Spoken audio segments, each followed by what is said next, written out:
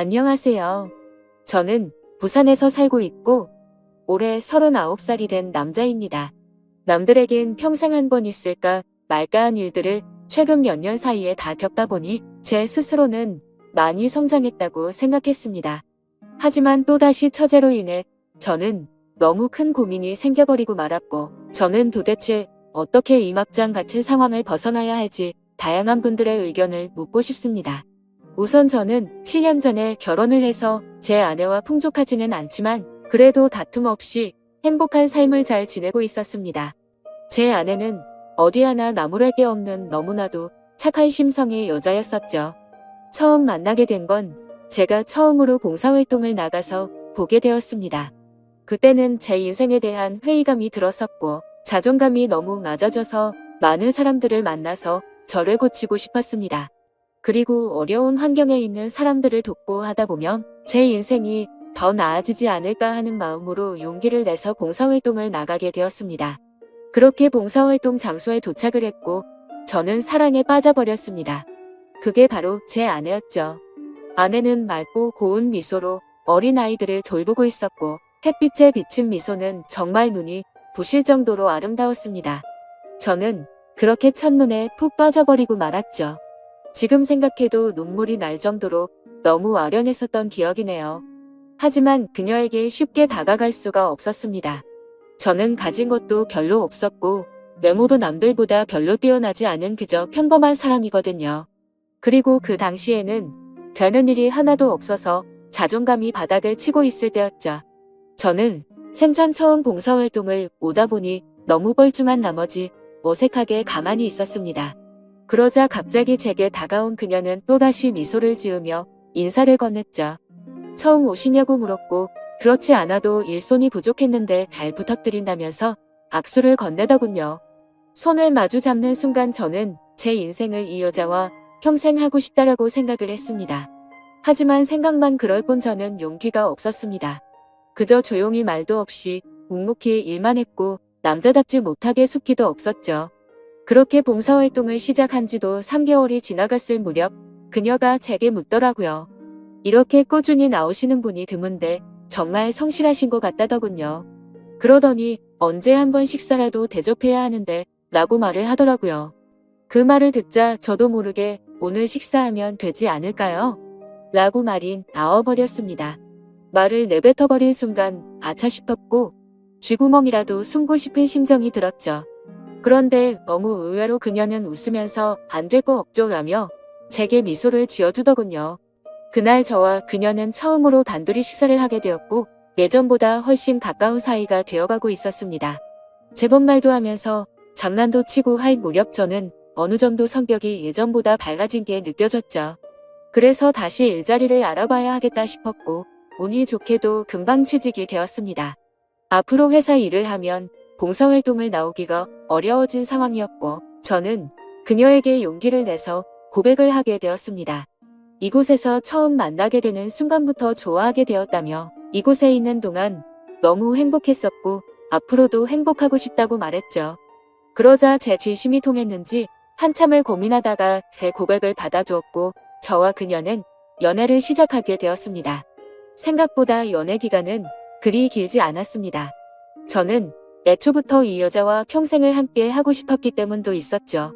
만난 지 1년이 되는 날 저는 평생을 함께 지내자고 프로포즈를 했고 처음 제 고백을 받아주었을 때처럼 그녀는 제 프로포즈를 받아주었습니다. 너무 행복했고 고마웠습니다. 저는 어릴 때 아버지를 떠나 보내게 되어서 홀어머니 밑에서 자랐습니다. 그래서 집안이 남들보다도 훨씬 좋지 않은 형편이었고 저 또한 그저 그런 평범한 회사에 다니고 있었기에 사실 많이 망설였습니다. 하지만 제 이기적인 마음이 앞서서 결혼을 하자고 했는데 제 형편을 잘 아는 그녀였지만 제 프로포즈를 흔쾌히 받아주었죠. 어떻게 이렇게 착한 여자가 세상에 또 있을까 싶었고 너무 놓치고 싶지 않았습니다. 그날 이후로 저희는 결혼 준비를 하는 과정에서 아내의 친정을 찾아뵙게 됐습니다. 장인어른과 장모님은 아내처럼 너무나도 착하시고 훌륭한 분이셨습니다. 장인어른은 사업을 하고 계셨고 제 이야기를 들었다고 하시더라고요. 어릴 때부터 아버지를 잃어서 그동안 아들로서 참 고생이 많았겠다며 당장 살 곳이나 이런 건 걱정 말고 행복하게 살아만 달라고 말씀하시는데 너무 감사해서 눈물이 날 뻔했습니다.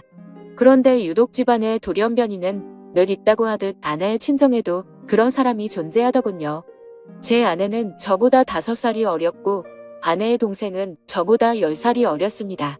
그 당시 20대 초반이었는데 아내와는 다른 분위기에 엄청난 미인상이더라고요.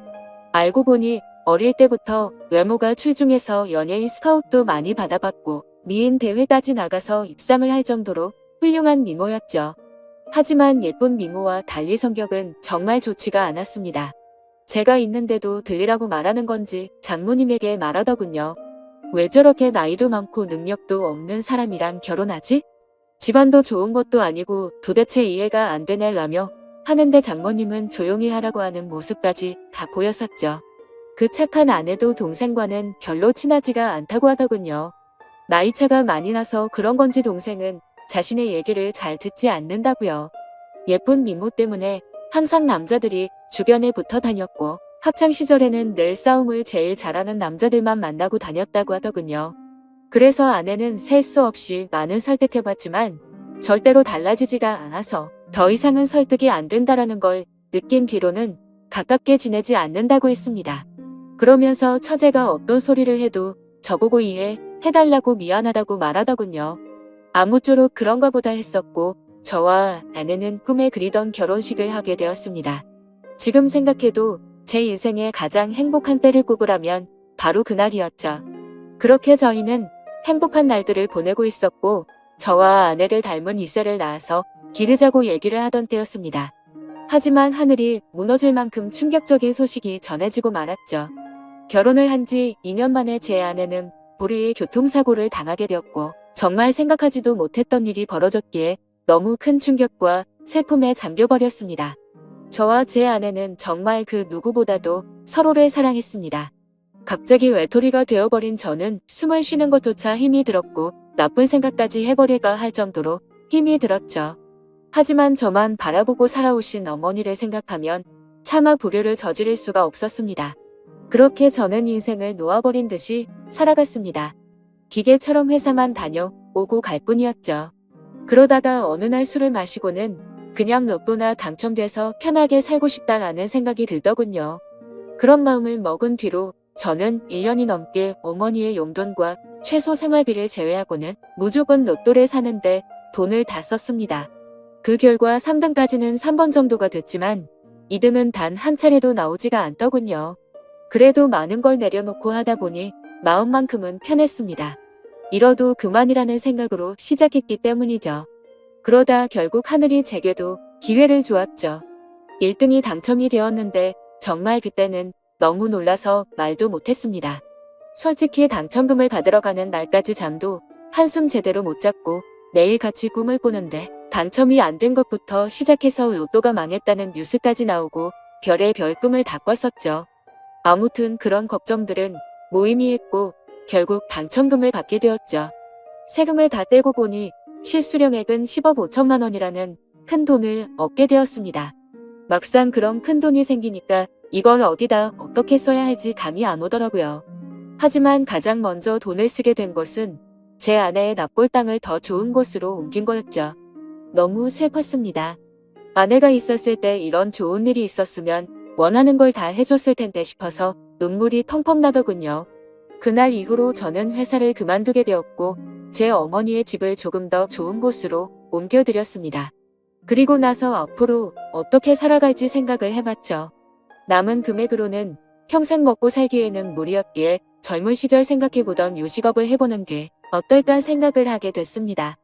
그렇게 어차피 내 돈이 아니었다 생각하고 과감히 많은 돈을 투자해서 식당을 열게 되었습니다. 사업의 경력이 없어서 많이 서툴렀지만 남들처럼 열심히 했습니다. 그래서 처음에는 많이 남던 잔반들이 점점 줄어드는 걸 느꼈고 갈수록 손님들이 늘어나서 소소한 행복들을 느끼고 있었죠. 그렇게 남들과 다르지 않은 생활을 해오던 중 갑자기 장모님에게서 연락이 오게 되었습니다. 장인어른이 쓰러지셔서 연락을 할까 말까 망설이다가 연락을 했다고 하시더라고요. 저는 너무 서운해서 말씀드렸죠. 언제는 아들이라고 하시더니 이런 걸 고민하시냐며 당장 병원으로 찾아갔습니다. 장인어른은 의식이 없으셨던 상태셨고 자초지종을 들어보니 사업이 힘들어지면서 요 근래에 스트레스를 많이 받으셨답니다. 결국에는 상황이 힘들어지다 보니 직원들이 대거 이탈을 하게 됐고 그 와중에 믿었던 사람에게 돈을 융통하려다 사기까지 당하게 되셨답니다. 그 충격으로 며칠 동안 앓으시다가 결국 쓰러지셨다고 말씀하시더라고요. 그래서 저는 장모님의 손을 꼭 잡고 제가 여유 자금이 있으니 도움을 드린다고 했죠. 장모님은 절대로 받을 수 없다며 자신의 딸로 인해 제가 얼마나 힘든지 잘 안다면서 어떻게 그 돈을 받겠냐며 눈물을 흘리셨죠. 저는 오랜 설득 끝에 장모님께 결국 돈을 드리게 되었습니다. 하지만 결국 아들처럼 저를 대해주시던 장인어른은 끝끝내 버티지 못하시고 세상을 떠나시게 되었죠. 결국 제가 해드린 돈과 장인어른의 보험금을 합쳐서 겨우 빚쟁이 신세는 면하게 되었습니다.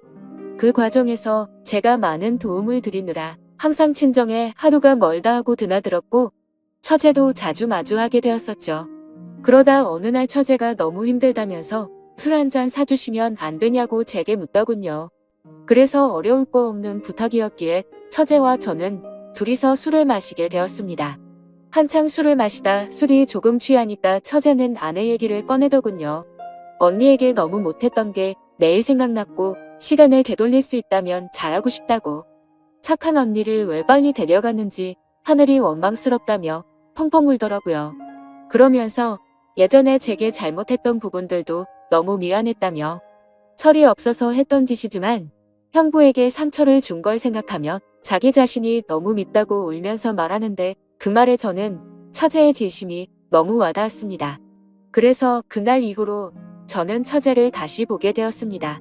얼굴만 예쁠 뿐만 아니라 본래 성격은 역시나 부모님과 아내를 닮아서 착한 사람이었구나 라고 생각했죠. 그리고 나서 처제와 많은 대화들을 나누었습니다. 많은 대화를 나누다 보니 그동안 서먹했던 사이가 조금은 풀어지는 듯 했고 말을 이어가다가 처제는 제게 질문을 했죠. 갑자기 왜 이렇게 돈이 많냐고 묻더군요. 저는 그래서 약간은 당황했지만 거짓말로 대답을 했습니다. 왠지 로또 당첨이 되어서 벼락부자가 됐다라고 말하기는 창피한 마음이 들었던 거죠. 그냥 예전에 묵혀두었던 주식이 조금 올라서 그걸로 사업을 시작했는데 운이 좋게도 장사가 잘 되고 있다고 말했습니다. 지금 돌이켜 생각해보면 그때 장사가 잘 된다고 했던 그 말이 제 인생에 있어서 천추의 한이 될 거라고는 생각조차 못했습니다. 여하튼 그날 술자리를 계기로 처제와 저는 종종 밥도 먹고 술도 마시게 되었죠. 그러다 결국 인간으로서 절대로 해서는 안 될 실수를 저지르고 말았습니다. 제 인생에 있어서 너무 후회가 되는 일이었죠. 다른 날과 다름없이 처제와 술을 마시게 되었습니다. 그 당시에는 처제에게 용돈을 주고 지냈었기에 그날도 제가 술값을 계산하려고 했죠. 그런데 갑자기 처제가 일해서 돈을 벌었다며 자기가 술을 산다고 하더군요. 처제가 일한다는 소리는 못 들어서 의아하긴 했지만 고집을 꺾지는 못했습니다. 그러더니 대신 저보고 다음 술자리를 사라고 해서 얼떨결에 그러겠다고 했죠.